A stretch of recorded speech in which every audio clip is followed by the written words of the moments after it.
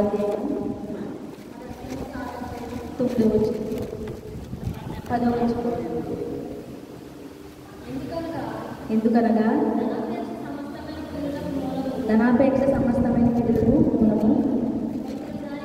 కొందరు దానిని ఆశించి విశ్వాసమును తొలగిపోయి నానా బాధలతో తమని తామే పొడుచుకున్నది.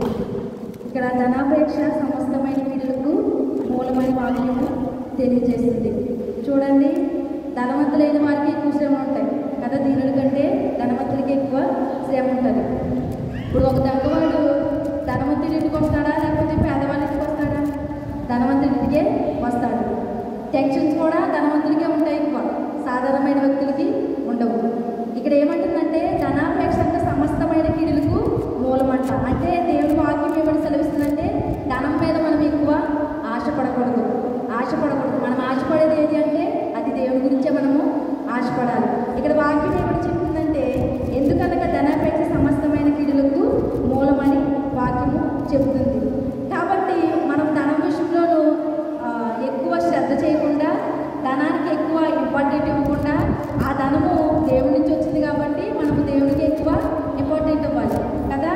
కానీ ఇప్పుడుంటున్న పరిస్థితులను బట్టి ఏముంటుందంటే ధనానికి ఎక్కువ ప్రయోజనం ఇస్తున్నారు. అది ఏ సందర్భమైనా సరే ధనము కావాలి లోకంలో ఉన్నప్పుడు మనకి, అది కాదని అనలేదు. కానీ అదే జీవితం అని అనుకోకూడదు. ధనము కొన్ని విషయాల్లో మనకు అనారోగ్య పరిస్థితి వచ్చినప్పుడు ధనం కావాలి, మనకు గృహం కట్టుకున్నప్పుడు ధనం కావాలి, ప్రతి విషయంలో మనకి ధనం కావాలి. కానీ ఆ ధనమే మనకి జీవితం అని మనము ఎప్పుడూ ఆశించకూడదు. మనం ఆశించేది ఏదైనా ఉన్నదంటే అది దేవుడిని ఆశించాలి, కానీ ధనమును ఆశించకూడదు. అందుకని తిమోతి అని అంటారు సమస్త కీడుల కంటే అది మూలము, ఆధారము, కారణం అంట. అందుకని మనము ధన విషయంలో ఎక్కువగా ప్రాకులాడేవారంగా ఉండకూడదని వాక్యము సెలవిస్తుంది. చూడండి ఒకసారి, ధనం ఏం చేస్తుందంటేనంట మనకి సంతృప్తి ఉంటుందంట ధనం వల్ల. చూడండి, ఎంతో సంపాదించుకుంటారు, ఎన్నో కొనుక్కుంటారు, కానీ వాటిని చూసి మనకు తృప్తి ఉండదు, తృప్తిగా భోజనం కూడా చేయలేరు. అదే కష్టపడి సంపాదించుకున్న వాళ్ళు ఏం చేస్తారంటే వాళ్ళు ఎక్కువ ఆహారం తినగలరు, తక్కువైనా తినగలరు, తిని సుఖంగా నిద్రపోగలరు. కానీ ధనవంతులు ఏం చేస్తారంటే వాటికి నిద్ర ఉండదు. ఎందుకంటే టెన్షన్ ఉంటారండి. ఎందుకంటే ఏ సమయాన్న ఏది సంభవిస్తుందో, ఏ సమయాన్న ఏది ముంచుకొస్తుందో అని చెప్పేసి వారికి నిద్ర ఉండదు. చూడండి, ప్రసంగి గ్రంథంలో అదే రాశాడు. ప్రసంగి 5:10-12 చూడండి ఒకసారి.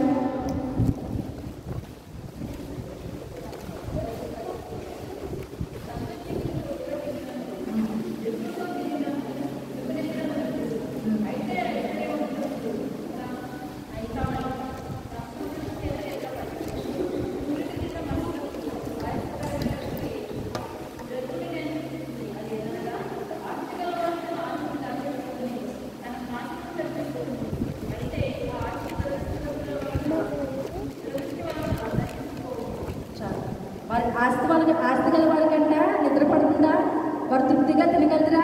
కానీ కష్టార్జితం చేసిన వాడు తృప్తిగా తింటాడు. ఎందుకంటే అతను కష్టపడతాడు కాబట్టి, అతని ఒళ్ళు నడుస్తుంది కాబట్టి, తను చేసిన పనికి తనకి నిద్ర పడుతుంది. అదే ధనవంతులకైతే ఉండదు. ఎందుకంటే వాళ్ళు సంపాదించేది కష్టపడేదైనా సరే వాళ్ళు ధనం ఎక్కువ ఆశిస్తారు కాబట్టి వాళ్ళకి తినడానికి అది తిన్నా కూడా తృప్తి ఉండదు, వాళ్ళు జీవించినా కూడా తృప్తి ఉండదు. ఇప్పుడు చూడండి, ధనం ఎక్కువైపోతే ఇన్కమ్ ట్యాక్స్ వాళ్ళు వచ్చేస్తారని భయము, లేకపోతే ఏ సైట్లో ఏది వస్తుందని భయము.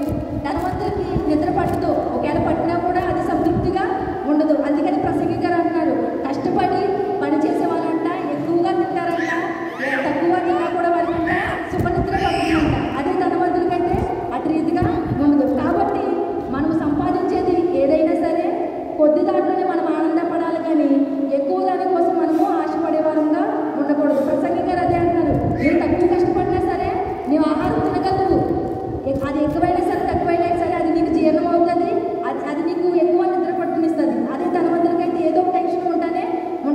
దేనివల్ల అది టెన్షన్ అంటే ధనం వల్ల. అందుకనే దేవుడు ఏమంటాడంటే ధనము సమస్తమైన పీడలకు మూలమని వాక్యం ద్వారా తెలియబడుతుంది. అదేవిధంగా చూడండి, ద్వితీయోపదేశకాండము 8వ అధ్యాయం 13వ వచనం చూడండి.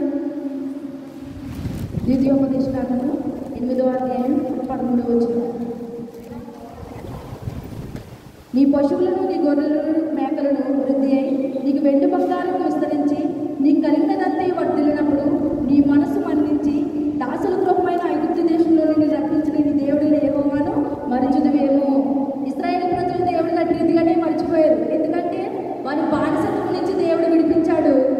వాళ్ళు అనేకమైన అక్కడ గొడ్డు చాకరీ చేసినప్పటికీ కూడా దేవుడు వారి సన్నిధిని విని ఆ ఇశ్రాయేలు ప్రజల్ని ఆ యొక్క బానిసత్వం నుంచి విడిపించినప్పుడు వాళ్ళు ఏం చేశారంటే వాళ్ళు ఆ యొక్క అరణ్యంలో 40 సంవత్సరాలు వారు సంచరించినప్పటికీ కూడా దేవుడు వారికి పగలు మేఘస్తంభమై రాత్రి అగ్నిస్తంభమై వారి వస్త్రం కూడా వస్త్రం కూడా మాయకుండా వాళ్ళు కాలు మాయకుండా వారికి తోడుగా ఉన్న దేవుడిని మర్చిపోయే వాళ్ళు దేవుడు చేసిన ఆ యొక్క మేలుని కూడా మర్చిపోయి ఏం చేశారంటే ఒక ప్రతిమను నిర్మించుకుని దానికి మొక్కారు. ఎందుకంటే అక్కడి నుంచి తీసుకొచ్చిన దేవుడిని విడిచిపెట్టేశారు. అదే దేవుడు ఏమన్నారంటే ధనమును నువ్వు ఆశిస్తే దేవుడు చేసిన మేలుని కూడా నువ్వు మర్చిపోతావు అనేది వాక్యం ద్వారా సెలవిస్తున్నారు. చూడండి, మనము లేమి స్థితిలో ఉన్నప్పుడు మనం దేవుడిని ఎంతగానో అడుగుతాం కదా, ప్రభువా నా పరిస్థితి ఎలా ఉందయ్యా, మరి నీవే నాకు సహాయం చేసేవాడు అని అంటే దేవుడు మనకు అన్ని విషయాల్లో సహాయం చేస్తాడు. అలా సహాయం చేసిన దేవుడిని నువ్వు తక్కువ స్థితిలో నుంచి ఉన్నత స్థితిలోకి వెళ్ళినప్పుడు చాలామంది దేవుడు చేసిన మేలు మర్చిపోతారు. అలాగే ఇశ్రాయేల్ ప్రజలు కూడా రీతిగానే మర్చిపోయారు. అందుకని దేవుడు అంటున్నాడు కదా, నీ దేవుడైన యెహోవా మరచుదేమో అంటున్నాడు దేవుడు. నీ మనసు మళ్ళించి దాసురూపమైన ఐగుప్తు దేశంలో నేను రప్పించిన నీ దేవుడైన యెహోవాను మరచుదువేమో. మనకున్న పరిస్థితిని మనం ఎప్పుడు కూడా మర్చిపోయే వారంగా ఉండకూడదు. అది మేలు సంభవించినా కీడు సంభవించినా కూడా దాన్ని మనము జ్ఞాపకం చేసుకునే వారంగా ఉండాలి. మనం ధనము కలిగినప్పుడు దేవుని విడిచిపెట్టేసి ధనము లేనప్పుడు దేవుని పట్టుకునే వారంగా అయితే ఎంత మాత్రము ఉండకూడదని వాక్యము సెలవిస్తుంది. ఆయన ధనము ఇచ్చేవాడు ఆయనే, మన దగ్గర నుంచి తీసుకునేవాడు కూడా ఆయనే. ఇచ్చినప్పుడు నువ్వు దేవుని స్తుతించి ఇవ్వనప్పుడు దేవుణ్ణి విడిచిపెట్టేసే వారంగా ఉండకూడదు. ఇశ్రాయేలు ప్రజలు అట్రీతిగానే చేశారు కాబట్టి దేవుడు అన్నాడు, నీ మనసు మళ్ళించి నీ మనసు అంటే ఆయన చేసిన మేలంట మర్చిపోతారంట. మర్చిపోయినప్పుడు దేవుడు అన్నాడు, నువ్వు నన్ను మర్చిదివేమో. ధనం ఉన్నప్పుడు అంట మర్చిపోతారని దేవుడి వాక్యము ఈ రీతిగా సెలవిస్తుంది. కాబట్టి ఈ దినాన నువ్వు నీకు ధనం ఉన్నా లేకపోయినా, ఆరోగ్యం ఉన్నా లేకపోయినా, నువ్వు ఉన్నది దేవుని కృపను బట్టి దేవుని మనం ఎంత మాత్రం కూడా మర్చిపోయే వారంగా ఉండకూడదు. అందుకని ధనం విషయంలో ఒకవేళ దేవుని మర్చిపోతున్నావా, నీ దీనస్థితిలో నుంచి ఉన్నత స్థితిలో మార్చిన దేవుడిని మర్చిపోతున్నావా, నీకు అనారోగ్యం వచ్చినప్పుడు, నీకు వ్యాధి బాధలు వచ్చినప్పుడు, నీ కష్ట నష్టాలు వచ్చినప్పుడు నేను ఓదార్చిన దేవుడు ఈ దినాన్ని నీకు కలిగిందని నువ్వు విడిచిపోతున్నావా? వాక్యం సెలవిస్తుంది, ఇశ్రాయేలు ప్రజలు అట్రీతిని మర్చిపోయారు, నువ్వు కూడా ధనాన్ని మర్చిపోతున్నావు అనుకున్నాడు. ఇచ్చిన దేవుడు తీసుకోవాలంటే ఆయన ఒక క్షణం కూడా పట్టదు. ఇచ్చేవాడు ఆయనే, మన దగ్గర నుంచి తీసుకునేవాడు కూడా ఆయనే. యోబు గారిని మనం జ్ఞాపకం చేసుకున్నట్లు సమస్త ఆస్తిని దేవుడు అపవాది దేవుడు ఆజ్ఞ ప్రకారం తీసేసుకున్నప్పుడు మరి యోబు గారు ఎంత మాత్రం కూడా ఆస్తి గురించి కానీ బిడ్డల గురించి కానీ తనకు కలిగిన సంపద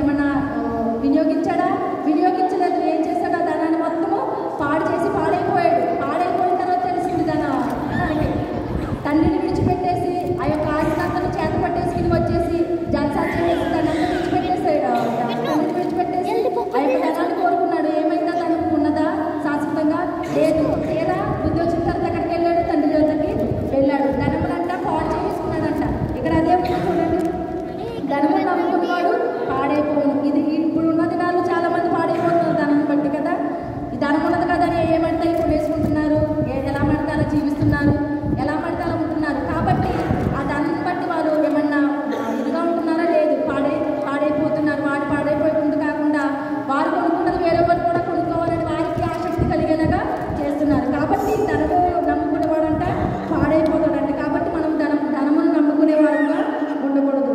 అదేవిధంగా చూడండి, మత్తయి సువార్త 19వ అధ్యాయం 23వ వచనం.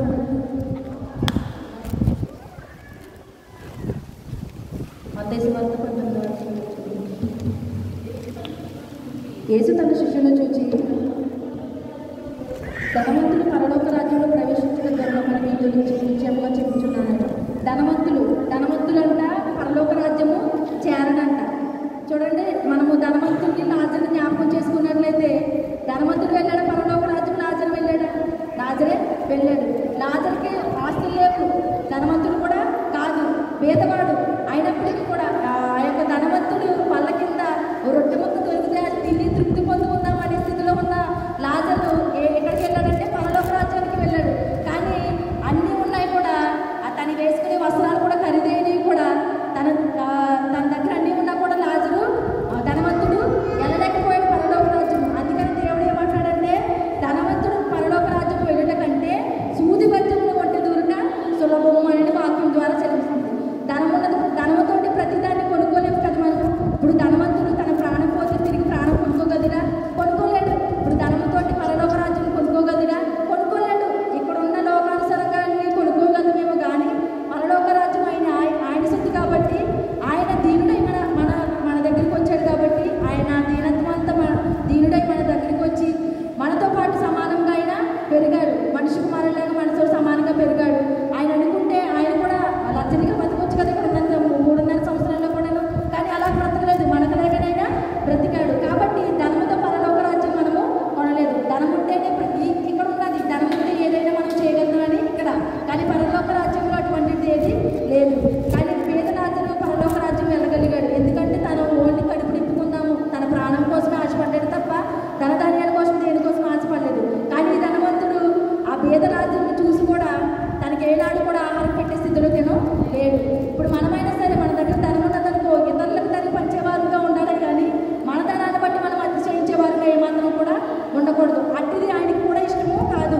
అందుకని యెషయా 58లో అంటాడు కదా, వస్త్రహీనుడిని కనపడినప్పుడు వస్త్రములు ఇచ్చుటయు, నీ ఆహారం ఇతరులకు ఆకలి గల వారికి పెట్టుటయు, వస్త్రహీనుడిని కనపడినప్పుడు మనకు వస్త్రములు ఇచ్చుటయు, దిక్కులేని పేదలను ఇంట చేర్చుకున్నట్టయు, ఇది ఏ కదా నేను నేర్చుకున్న ఉపవాసం అనేది వాక్యం ద్వారా సెలవిస్తుంది. నీకు ఎంత ఉంటే ఏంటి కదా, మనకి ఎంత ఉంటే ఏంటి, మనకి ఎంత ధనం ఉన్నా కూడా పేదలు మన ఎదురుగా వెళ్తున్నప్పుడు, పేదలు మన దగ్గరకు వచ్చి ఏమన్నా ఆశించినప్పుడు మనం ఇవ్వలేకపోతే అది దేవుని రాజ్యంలోకి మనం ఎంత మాత్రం చేరేవారంగా ఉండము. వాక్యం అదే సెలవిస్తుంది. సూది బెజ్జములు వంటి దూరం సులభమా? సూదిలో బెజ్జములు అలా మనం దానమే పెట్టలేము కదా.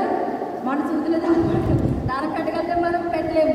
కానీ ఇక్కడ వాక్యం ఏం సెలవిస్తుందంటే, ఆ ఒంటి అంటే ఎంత అవుతుంది, అలాగే ఎంత సంపాదించుకుంటే ఏంటి కదా, మనకి ఎన్నుంటే ఏంటి, పరలోక రాజ్యంలో అంటే మనము వెళ్ళలేమంట. అదేవిధంగా చూడండి,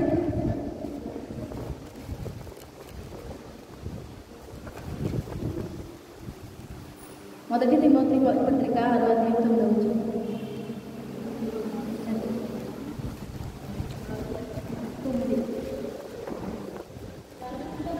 ధనవంతులకు అపేక్షించేవారు శోధనలోను, ఊరిలోను, అవివేక యుద్ధములను, హానికరములైన అనేక దురాశలను పడుదురు. అట్టివి మనుషులను నష్టములను, నాశములను ముంచివేయి. ధనవంతులు అవ్వేవారికంట అసూయ ఎక్కువ ఉంటుందంట కదా. ధనము సంపాదించుకుని మిగతా వాళ్ళకి మనకంటే ఎక్కువ ఉన్నదంటే వాటికంటే ఎక్కువ మనం సంపాదించాలని అసూయ ఉంటుందంట. అట్టి అంటే మనుషులకి ఉండకూడదని వాక్యము సెలవిస్తుంది. అదంటే శోధనలోకి, ఉరిలోకి మళ్ళీ ముందుకు నడుపుతుందంట. ఇప్పుడు చూడండి, ఇస్కరియోతు యోధ మన ప్రభువుని ఎట్టి రీతిగా అయితే అమ్మేశాడో, కానీ అది అమ్మడం వల్ల మనకి ఏమైనా లాభం కలిగిందా? ఏమీ కలగలేదు. ఏమైంది? అంతా అయిపోయిన తర్వాత చివరిలో ప్రాయశ్చిత్తం పొందాడు. నేను చాలా పాపం చేశానని. కానీ అంత అయిపోయిన తర్వాత పాపం చేశాను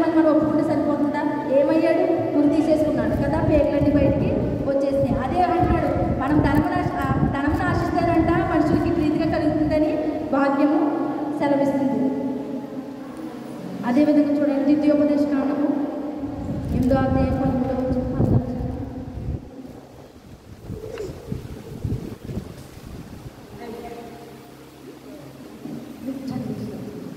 యాకోబు 5.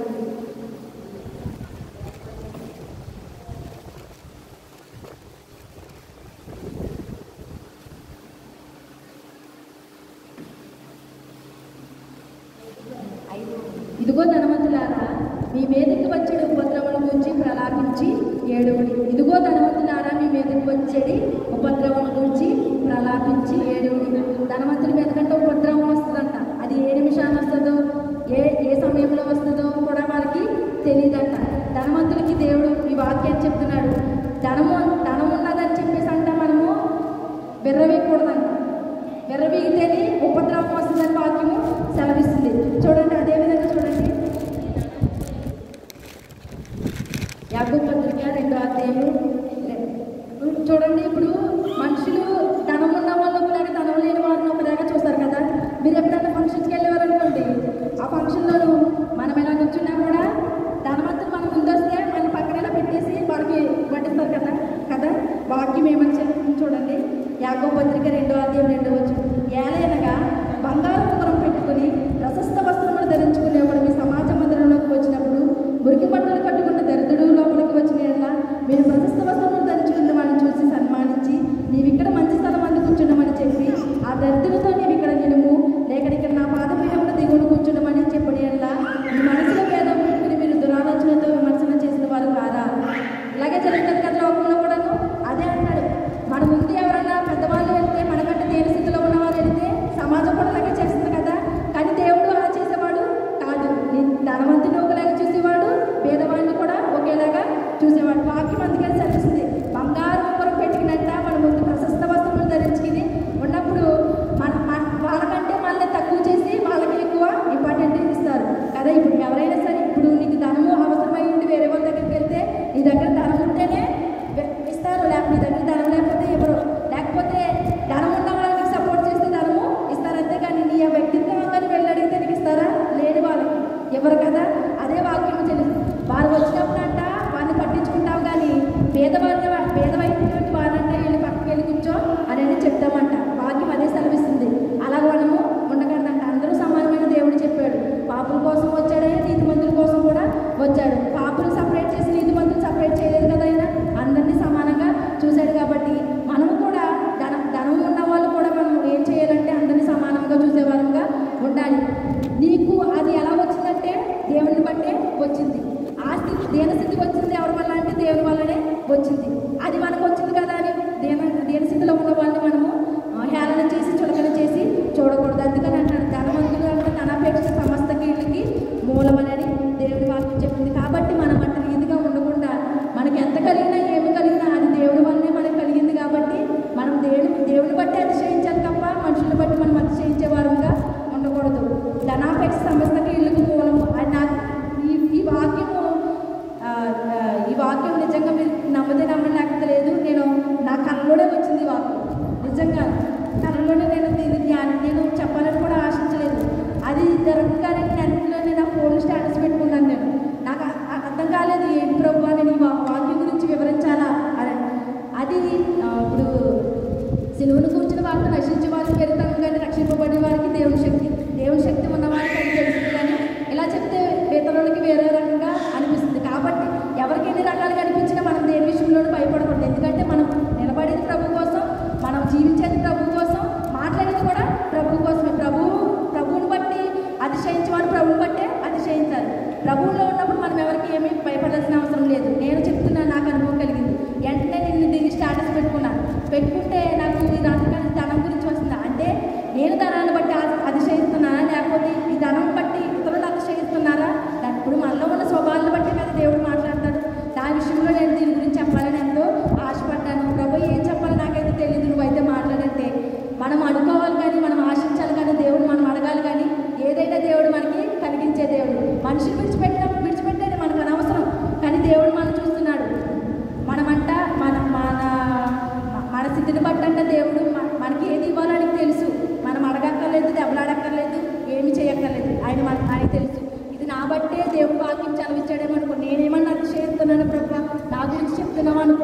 ఏంటి ఏమో నేను చూపు వల్ల కానీ మాటల వల్ల కానీ ఏమైనా క్రియ వల్ల కానీ ధనం విషయంలో నేను ఏమన్నా అడుగుతున్నానా ప్రభు అని నా గురించి చెప్తున్నావు అనుకున్నాను నేను. అందుకనే ఇందాక పోయేసారి పెట్టాడు కదా, మేడున్నా మెద్దున్నా పెద్ద పెద్ద మెదవి ఉన్నా నీలో సన్నా లేకున్నా నీకున్నదంతా సున్నా.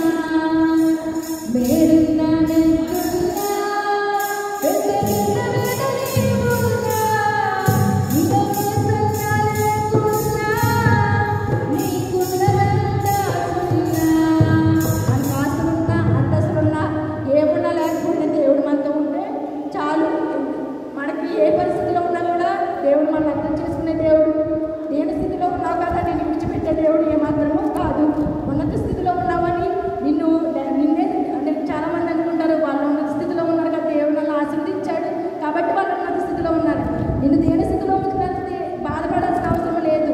దేవుడు మొదట మన స్థితి కొంచెమే ఉన్నా తుదకదంటే మహావృద్ధి పొందుతుందంట. కాబట్టి ధనం విషయంలో మనం ఏమాత్రం కూడా ధనం మీద ఆశ పెట్టుకుని ధనం కోసమే వెంపర్లాడి ధనం ఉంటేనే మనం ఉంటామని అనుకోకుండా ధనాన్ని విడిచిపెట్టేసి ప్రతి విషయంలో దేవుడి కొరకు మనం ప్రార్థన చేసినట్లయితే దేవుడే మనకు కలిగిస్తాడు. వాళ్ళకి ఇచ్చిన దేవుడు మనకి కూడా ఖచ్చితంగా ఇస్తాడు. కాబట్టి ధనం మీద ఆశ వేసుకోండి, దేవుడి మీద నమ్మకం ఉంచండి. దేవుడి కొరకు మనం ప్రార్థిస్తే సమస్తం మనకు కలిగజేస్తాడు. కాబట్టి అబ్రహామును దీవించాడు కాబట్టి కదా దేవుడు అబ్రహామును దీవించాడు, యాకోబుని దీవించాడు, ఇస్సాకును దీవించాడు, చాలా మంది ప్రవక్తలు దీనిలో దీవించాడు. అలాగే నిన్ను నన్ను దీవించలేడు దేవుడు, దీవిస్తాడు. కాబట్టి మనం ధనం మీద ఎంత మాత్రం ఆశ పెట్టకుండా ధనాపేక్ష సమస్తమైన కీళ్ళకు మూలం కాబట్టి అటువంటి కీడు మనకు రాకుండా ప్రతి విషయంలో ప్రార్థన పూర్వకంగాను ప్రభు ఏదైతే అదే తీసుకుని ప్రభు చిత్తానుసారంగా మనం జీవించినట్లయితే సమస్త విషయంలోనంటే మన ఆయన దీవించి సమస్త విషయంలో మనకి ఏ కీడు రాకుండా మనం ముందుకు నడిపించే దేవుడు. ఎందుకంటే ముందున్న దినాలు దినాలు మనలో ప్రేమ ఉండదు, సహోదరులతో ప్రేమ ఉండదు, బంధువుల్లో ప్రేమ ఉండదు, అంతా డబ్బుతోనే ఉంటుంది. ఇప్పుడే డబ్బుతో ఉంటుంది కదా, మనం ఈ లోకంలో ప్రతిదీ డబ్బుతోనే కొనుక్కుంటున్నాం ప్రేమ తప్ప. ఇప్పుడు ప్రేమ కూడా డబ్బుతోనే. ఇప్పుడు డబ్బు ఉంటేనే ప్రేమ, లేకపోతే లేదు. ప్రేమతో మనం ప్రతిదీ కొనుక్కుంటాం, కానీ ప్రేమతో కొనుక్కోలేనిది ఏది ఉన్నదంటే అది దేవుని ప్రేమ మాత్రమే.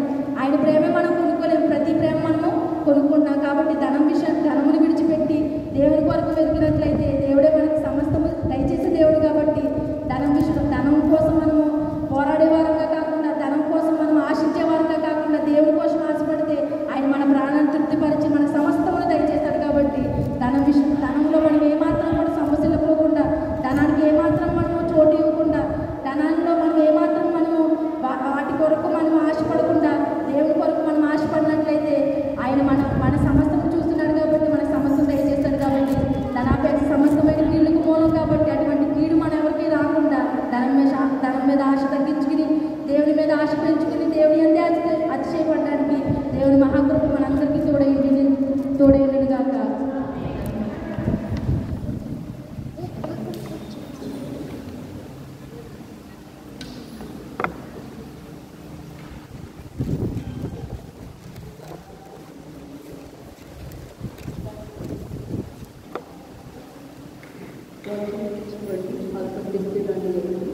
అలాగే ప్రారంభించినటువంటి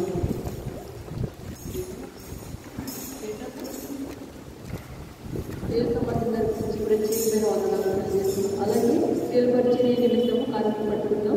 అనంతరం ఇద్దరు ప్రార్థన చేయండి, ముగింపు ప్రార్థన పెట్టండి. ప్రత్యేకమైన పాట పాడాలనుకున్నాం, దయచేసి పాడాలి.